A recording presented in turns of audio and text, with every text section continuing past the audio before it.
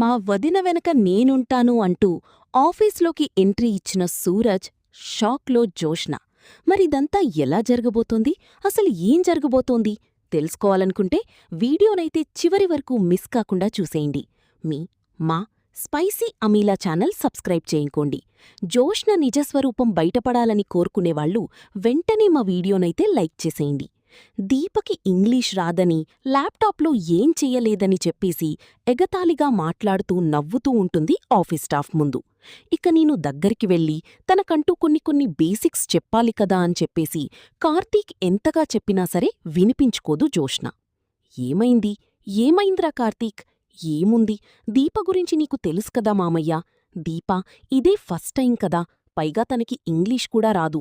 తనకు అర్థమయ్యేలా చెప్పాలి అంటే ఇక ఆ విషయాన్ని అసలు నన్ను చెప్పనివ్వకుండా, నన్ను తన దగ్గరికి వెళ్లకుండా ఆపేస్తుంది అని చెప్పి అనేసరికి, ఎందుకు కంగారు పడతావ్రా కార్తీక్? నువ్వు వెళ్ళొద్దు. నువ్వు ఏ విషయంలోని దీపకి హెల్ప్ చెయ్యాల్సిన అవసరం లేదు. దీపకి హెల్ప్ చేయడానికి నేనెవరో ఒకరిని ఏర్పాటు చేస్తాను. తాత, ఎవరో ఒకరిని ఏర్పాటు చేయడమేంటి? జోష్న, ఇది నీకు సంబంధం లేని విషయం. నువ్వు దీప ఇద్దరూ కలిసి పోటీగా రెస్టారెంట్స్నైతే తీసుకున్నారు. అవి కూడా నష్టాల్లో ఉన్న రెస్టారెంట్స్ని ముందుకు తీసుకురావాలని చెప్పాము. నువ్వు బాగా చదువుకున్నావు. ఆల్రెడీ సీఈఓగా నువ్వు అక్కడ ఎక్స్పీరియన్స్ కూడా ఉంది. కానీ దీపాకి ఎక్స్పీరియన్స్ లేకపోగా తనకి ఇంగ్లీష్ కూడా కాస్త కష్టంగా ఉంటుంది. అలాంటప్పుడు ఎవరో ఒకరి హెల్ప్ కావాలి. హెల్ప్ కావాలి అంటే తన భర్తని నువ్వు తన దగ్గరికి వెళ్లనివ్వకుండా కండీషన్ పెట్టావు. అలాంటప్పుడు తనకంటూ ఒక హెల్పర్ అవసరం కదా. తను ఇంగ్లీష్ నేర్చుకోవాలి అన్నా, ల్యాప్టాప్లో అన్నీ తెలుసుకోవాలి అన్నా, తను కొన్ని విషయాల్లో అర్థం చేసుకోడానికి కాస్త సమయం పడుతుంది. అలా అని గడువును ఎక్స్చేంజ్ చేస్తానని అనడం లేదు.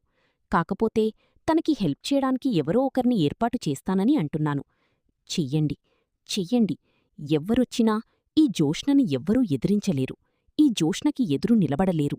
దీపాకి హెల్ప్ చేయడానికి ఎవ్వరొచ్చినా 2 రోజుల్లో వెళ్ళిపోతారు అని చెప్పేసి అనుకుంటూ ఉంటుంది జోష్న. అయితే ఇక అలా వాళ్ళు ఇంటికైతే వచ్చేస్తారు. ఒసేయ్, ఒసేయ్, ఇలా రావి అని చెప్పేసి మనవరాల్ని పారిజాతం లోపలికి తీసుకువెళ్తూ ఉంటుంది. ఏంటి పారు, నీ మనవరాల్ని లోపలికి తీసుకుని వెళ్తున్నావ్? అంత సీక్రెట్సేమున్నాయి? అని చెప్పి అంటూ ఉండగానే, ఏం లేదు, దీనికి కాస్త గడ్డి పెడదామని. దీపాన్ని ఇబ్బంది పెడుతుంది కదా. చాలు చాల్లే, అన్నీ చూస్తానే ఉన్నాను. సరే వెళ్ళు, ఏవో రహస్యాలున్నట్టున్నాయి కదా అని చెప్పేసి కార్తీకైతే అంటూ ఉంటాడు. ఏంటి గ్రాని, ఎందుకు బావముందే ఓవరాక్టింగ్ చేస్తున్నావ్? బావా అసలీ ఆవులిస్తే పీగులు లెక్క పెడతాడు. అలాంటిది నువ్వు నా గురించి నిజం తెలుసుకున్నావన్న విషయం బావాకింకా తెలియలేదనుకుంటున్నావా? నువ్వు ఇంకా అలానే నటిస్తున్నావ్. నేనేం నటించడం లేదులేవి. నా గురించి వాడికి అర్థమైందని నాకర్థమవుతుంది. అలాని నేనెలా వెంటనే బయటపడిపోతాను? ఎట్టి పరిస్థితిలోని బయటపడను. వాణ్ణి ఏదో రకంగా ఇక నేను మేనేజ్ చేసుకుంటాన్లే కాని, అక్కడ కంపెనీలో పరిస్థితేంటి? ఈరోజు ఏం జరిగింది? ఏం జరిగిందా చెప్తాను విను. ఈరోజైతే చాలా హ్యాపీగా ఉంది గ్రానీ. ఇక ఆ సీఈఓ పదవి కోసం పోరాడుతున్న దీప ఈరోజో రేపో నాకిదంతా వద్దు అని చెప్పి వచ్చేస్తుంది. ఏంటి? అదెలా సాధ్యమవుతుంది? వద్దు అని వచ్చేస్తుందా? నిజంగానే తను అక్కడ్నించి వచ్చేస్తుందా అని చెప్పేసి అంటూ ఉండగానే, అవును, నిజంగానే వచ్చేస్తుంది. ఎందుకంటే దానికి అంటే ఊరాడు, చదువు, సంధ్య ఏమీ లేని దీప సీఈఓగా అసలు ఎలా మేనేజ్ చేస్తుంది? గరిట తిప్పడమనుకుంటుందా ఏంటి? సీఈఓ పదవి అంటే ల్యాప్టాప్లో ఇక ఎంతో వర్క్ చెయ్యాలి. ఈ రోజుల్లో ఫైల్స్ అంటూ, అలాగే చేతిరాతలంటూ ఏమీ లేవు. అంతా కూడా సిస్టమ్ మీద వర్కే. సిస్టమ్ మీద వర్క్ చెయ్యాలి అంటే ఇంగ్లీష్ తప్పకుండా రావాలి. దానికి తగ్గ అనుభవం కూడా ఉండాలి. అది లేకపోతే ముందుకు వెళ్లడం కష్టం. సిస్టమ్ మీద వర్క్ చెయ్యాలి అంటే ఇంగ్లీష్ రాకుండా ఇక తను దిక్కుదిక్కులు చూస్తూ నిలబడింది. బావా ఏదో చెప్పాలి అనుకున్నాడు. కాని నేను చెప్పనిస్తానా? షబ్బాష్ మనవరాలా!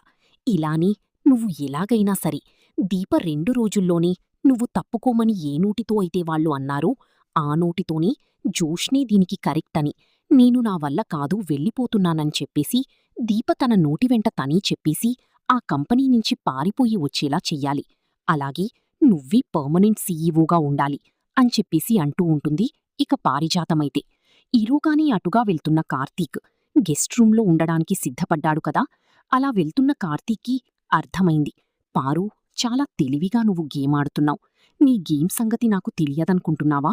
పర్మనెంట్ సీఈఓని చేసేసి ఆస్తిని మొత్తం చేజిక్కించుకోవాలని చాలా తెలివైన ప్లాన్లే చేస్తున్నారు. కాని ఈ కార్తీక ఉండగా అదిలా జరుగుతుంది. అప్పుడు నీకు ఇంగ్లీషే అర్థమవుతూ ఉంటుంది. దాన్ని బట్టి నువ్వు ముందుకు వెళ్ళొచ్చు అని చెప్పేసి కార్తీకైతే అంటూ ఉంటాడు. ఇదంతా సాధ్యమవుతుందా అని చెప్పేసి మరోసారి ఆలోచనలో పడుతుంది. ఈలోగానే అక్కడ కార్తీక్ దగ్గరికి దశరథైతే వస్తాడు. అలా వచ్చేసరికి, ఏంటి మావయ్యా, ఏమైంది? ఇంకా నువ్వు పడుకోలేదా? ఇంకా ఏమాలోచిస్తున్నావు? అవున్రా, నిద్ర ఎలా పడుతుంది? అసలు నిద్ర పోవాలి అంటే బుర్రలోంచి ఆలోచనలు పోవాలి కదా. ఆలోచనలు పోవడం లేదు. బాధ రోజురోజుకీ పెరిగిపోతోంది. నీ మావయ్య నీకు పైకి నవ్వుతూ కనిపిస్తున్నాడు.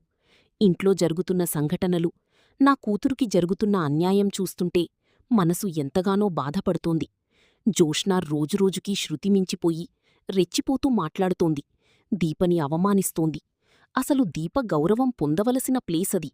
దీప గొప్ప స్థానంలో ఉండవలసిన ప్లేసక్కడ. దీప సీఈఓగా తను గొప్పగా అసలు ఆ రెస్టారెంట్ని ముందుకి నడిపించాలి. దీప పేరుమీద ఉండవలసిన రెస్టారెంట్ జోష్న పేరుమీద ఉండడం. దీపే అసలు ఇంటి వారసురాలు. కాని నాదే అన్నట్టుగా జోష్న అన్నీ తెలిసినా కూడా తనే ఇంకా విర్రవీగుతూ ఉండడం, ఇదంతా కూడా నాకు నచ్చడంలేదు. నా కూతురు బాధపడుతూ ఉంటే మనసుకి చాలా బాధగా ఉంది.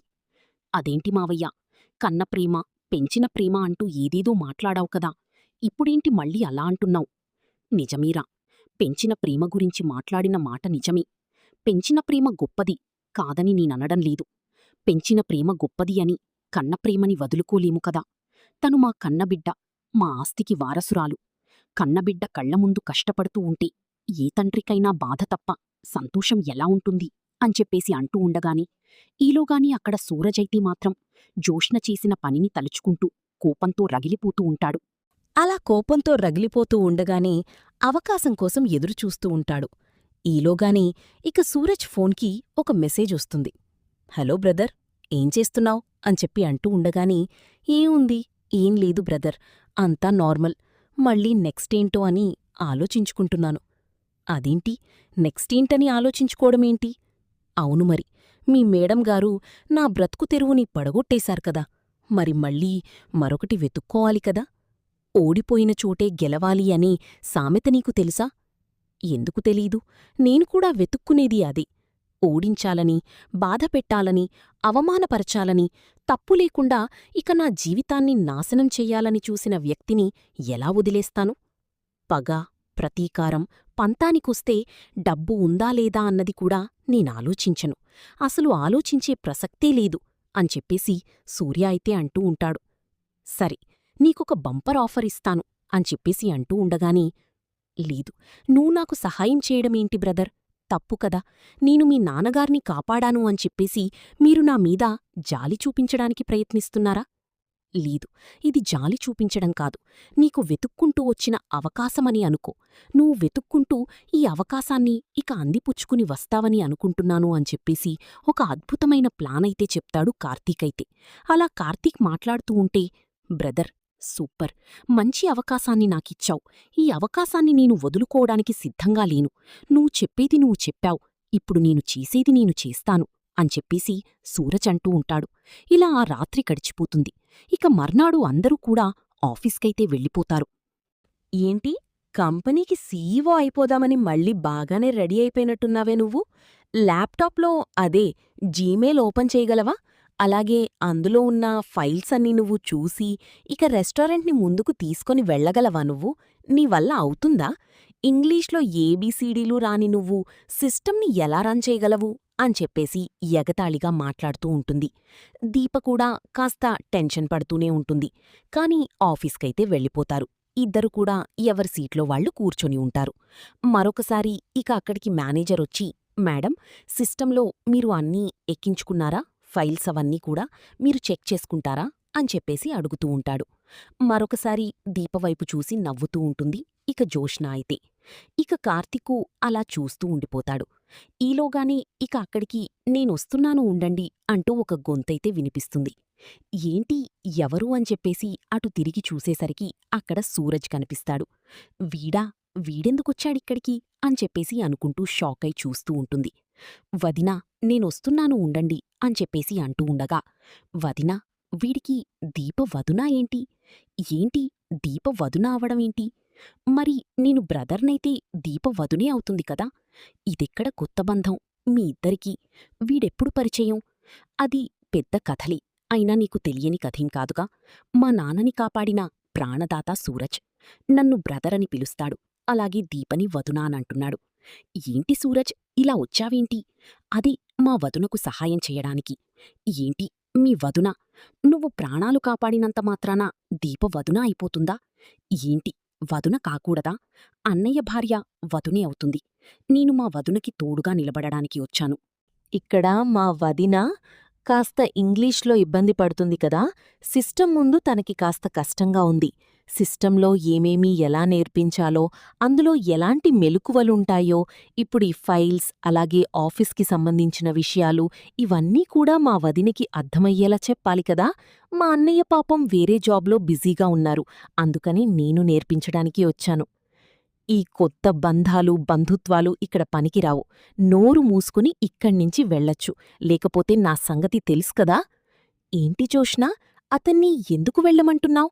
అయినా అతనికి నీకు ముందు పరిచయమేంటి? తాతా, వాడి గురించి నీకు తెలియదు. నువ్వు ఎవర్ని పడితే వాళ్ళని తక్కువ చేసి మాట్లాడకు. వాడు వీడు అంటావేంటి? రెస్పెక్టిచ్చి మాట్లాడు. అతను దీప కోసం వచ్చాడు. దీప ఇంగ్లీష్లో కాస్త ఇబ్బంది పడుతుంది. సిస్టమ్ విషయంలో కాస్త తనకి వర్క్ రావడం కష్టమవుతుంది కాబట్టి తనకి హెల్ప్ చేయడానికి తనని మేమే తీసుకొచ్చాము. ఇక నుంచి దీప దగ్గరే ఉంటూ హెల్ప్ చేస్తూ ఉంటాడు.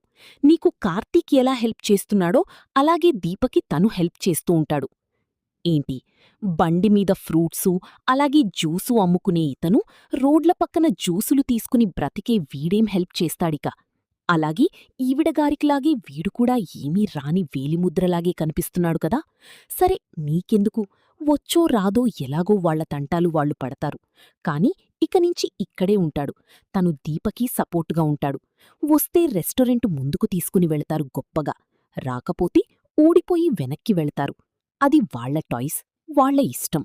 ఈ విషయంలో నువ్వు ఇన్వాల్వ్ అవ్వాల్సిన అవసరం లేదు. కార్తీకు నీకు అసిస్టెంట్గా పనిచేస్తున్నాడు. కార్తీక్ని తన భార్యతో మాట్లాడొద్దని, అసలు బిజినెస్ విషయంలో ఎలాంటి హెల్ప్ చేయడానికి లేదని నువ్వు చెప్పేశావు. సీఈఓగా కావడానికి నీ ప్రయత్నం నువ్వు చేస్తూ ఉంటే దీప ప్రయత్నం దీప చెయ్యాలి కదా. దీపకు అసలు అనుభవం లేని ఫీల్డిది. కాబట్టి దీప కూడా ముందుకు రావాలి అంటే నీలా కాస్తో కూస్తో అనుభవం అనేది ఉండాలి కదా. అది చేదు అనుభవమూ, తీపి అనుభవమూ అనేది రేపొద్దున్న కాలమే నిర్ణయిస్తుంది. కాని నువ్వు ఈ విషయంలో ఆంక్షలు పెట్టడానికి సరిపోవు. ఏంటి సూరజ్, వదినా అని చెప్పి బాగానే పిలుస్తున్నాం. ఇక మీ వదినకి ఎంతవరకు తోడ్పడతావ్? ఎంతవరకు? నాకు సాధ్యమైనంతవరకు తనని ముందుకి తీసుకుని వస్తాను. నేను కష్టపడతాను సర్, ఖచ్చితంగా మా వదిన్ని నేను గెలిపించుకుంటాను అని చెప్పేసి సూరజ్ అంటూ ఉంటాడు. అలా అనేసరికి సూరజ్ని ఎక్కడా కూడా గెలవనివ్వకుండా తనమీద పంతం పట్టింపుతో తన భవిష్యత్తుని నాశనం చెయ్యాలి అనుకున్న జోషిన కళ్లముందే సూరజు తన ప్రత్యర్థిగా నిలబడ్డ దీపకు సహాయం చేయడం చూసి కోపంతో రగిలిపోతుంది. ఏంటి మేడంగారు, మీ పని మీరు చూసుకోండి. మీ కళ్లముందే మా పని మేం చూసుకుంటాం. మాకేమీ రాదు కదా. మీరు పెద్ద సీనియర్, పైగా కోటేశ్వరుల అమ్మాయి. మీకు తెలిసినంత మాకెలా తెలుస్తుంది? ఏదో మాకు తెలిసింది మేం చేసుకుంటాము అని చెప్పేసి సూరజైతే షాకిస్తాడు. ఏంటి ఏంటి మేడంగారు, మీకు నేను ఉన్నట్టే మరి దీపగారికి కూడా ఉండాలి కదా. అందుకే ఇక తనకు సహాయంగా వచ్చాడు. పైగా నా తమ్ముడులాంటివాడు. కాబట్టి ఇక ఎట్టి పరిస్థితిలోని మీరు టెన్షన్ పడనవసరం లేదు. మీరు చాలా తెలివైనవాళ్లు. అలాగే ఎత్తులు పైఎత్తులు వెయ్యగల శక్తి మీకుంది. అందుకని మీది మీరు చూసుకుంటే బాగుంటుంది. ఈ విషయంలో ఇన్వాల్వ్ అయ్యి అతిగా ఆలోచిస్తే మీకిచ్చిన రెస్టారెంట్ దివాలా తీసే పరిస్థితి ఏర్పడుతుంది. అందుకనే మీరు ఎక్కువగా వాళ్లమీద కాన్సంట్రేషన్ చేయడం మానేసి మీ వర్క్ మీదే మీరు దృష్టి పెడితే బావుంటుంది అని చెప్పేసి అంటూ ఉంటాడు కార్తీక్. అలా కంపెనీలో మరొక పెద్ద ఎదురుతెప్ప తనకి ఎదురవుతుంది. సూరజ్ చాలా తెలివైనవాడు. గొప్పగా ఇక తెలివితేటలతో ముందుకు వెళ్ళాలి, గొప్పగా బ్రతకాలనే ఆలోచన ఉన్నవాడు సూరజ్. ఈ విషయం పూర్తిగా తెలియని జోష్న ఇక దీపకు ఇంక పతనం తప్పదని అనుకుంటూ ఉంటుంది. కాని రోజురోజుకీ సూరజ్ తెలివితేటలతో దీప సిస్టంలో మొత్తం నేర్చుకుంటూ ఉంటే తనకి పెద్ద షాకే ఎదురవుతూ ఉంటుంది. అలా ప్రతి విషయంలో ప్రతి అడుగు సూరజ్ దీప ముందు ఉండడం చూసి జోష్నాకి పెద్ద షాక్ ఆ కంపెనీలో ప్రతిసారీ ఎదురవుతూనే ఉంటుంది. కస్టమర్స్ అలాగే ఎంప్లాయీస్ విషయంలో ఫెయిల్ అవుతూ ఉంటుంది జోష్న. దీప మాత్రం ప్రతి విషయంలో తెలివిగా ఆలోచిస్తూ సూరజ్ సహాయంతో ముందుకు వెళుతూ ఉంటుంది. అలా జోష్నాకి సూరజ్ ఎంట్రీతో ఊహించని షాకి ఎదురవ్వబోతుంది. జోష్నా రెస్టారెంట్లో తనకి సీఈఓ అవ్వే అర్హతే లేదని ప్రూవ్ చెయ్యాలని ఇక సూరజ్ ప్రయత్నాలు మొదలుపెడతాడు. అలా జోష్నా మీద పగ తీర్చుకునే అవకాశం రావడం, కార్తీక్ చెప్పిన సలహాతో ఇక సూరజ్ అయితే మాత్రం రోజుకో రకమైన చుక్కలు చూపిస్తూ ఉంటాడు జోష్నాకి. ఇక తను సమాధానం చెప్పలేక, తన ఇచ్చిన రెస్టారెంట్కి దృష్టి పెట్టలేక ఆలోచనలో పడుతూ ఉంటుంది జోష్నా. అయితే తనకి ఎదురు తిరిగిన వాళ్లందర్నీ ఒక్కసారే షూట్ చేసియ్యాలి. అయినా ఈ దీప అడ్డు తొలగించుకుంటే తప్ప నాకీ సమస్యలన్నీ పోవు అని చెప్పేసి పగతో రగిలిపోతూ సూరజ్ని, దీపని కూడా ఇబ్బంది పెట్టాలని ప్రయత్నిస్తుంది. కాని ఎక్కడా తనకి ఛాన్సే దొరకదు. తనీ ఇబ్బంది పడుతూ తన రెస్టారెంట్ని గాలి కుదిలేస్తుంది జోష్న. మరి ఖచ్చితంగా రాబోయే కథలో ఇలా అయితే జరిగిపోతుంది. ఇలానే జరగాలి. జోష్నాకి బుద్ధి రావాలని కోరుకునేవాళ్లు మా వీడియోని తప్పకుండా లైక్ చేసేయండి. మీరిచ్చే ఒక లైక్ సపోర్ట్ అండ్ ఎంకరేజ్మెంట్గా ఉంటుంది. మరియు నా ఛానల్ స్పైసీ అమీలానైతే సబ్స్క్రైబ్ చేసుకోవడం మరచిపోకండి. నెక్స్ట్ ఎపిసోడ్స్ మీకోసం త్వరగా తీసుకువస్తాను. బాయ్.